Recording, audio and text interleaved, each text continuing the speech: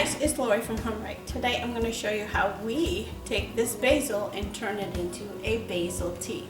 This is something Keith and I have been doing for the last 9 months or so. So last year we decided to do some different types of basil in the garden. We did sweet basil, lemon basil, cinnamon basil, holy basil, and we just wanted to experiment with the different types of basil out there. So this is holy basil and this is sweet basil.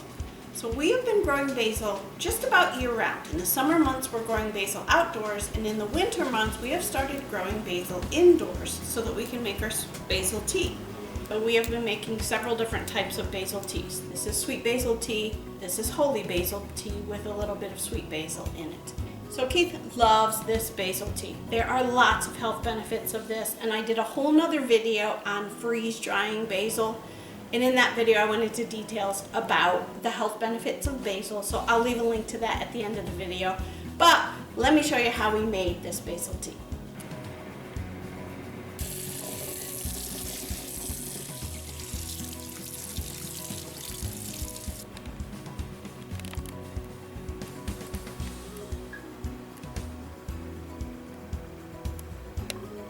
So I went ahead and added the basil leaves into my jars here.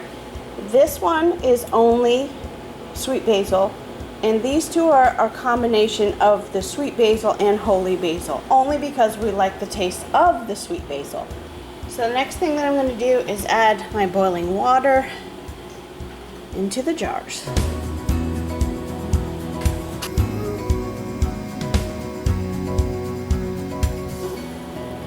There are lots of different health benefits with drinking basil tea. We actually found this recipe from Jess at Roots and Refuge.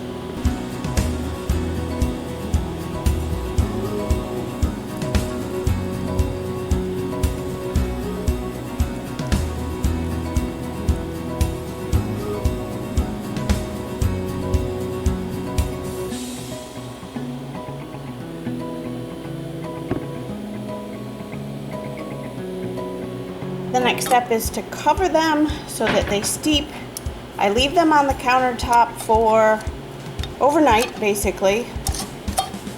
If you wanted to add any honey to it or any kind of sweeteners, honey or sugar, this is the time to add it while it's still hot.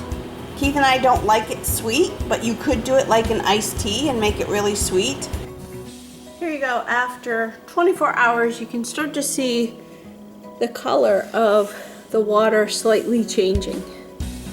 So at this point we can do two different things. One, we can strain the basil leaves out and then put it in the fridge, or we can actually put it in the fridge with the basil leaves still in it. Keith has gone ahead and put these in the refrigerator. He did go ahead and strain out the actual basil leaves. This is the sweet basil, and look at how much it changes over time now that it's in the refrigerator. And these two containers are the sweet basil combined with the holy basil. What a total difference in colors here. But by far, Keith still says the sweet basil is his favorite.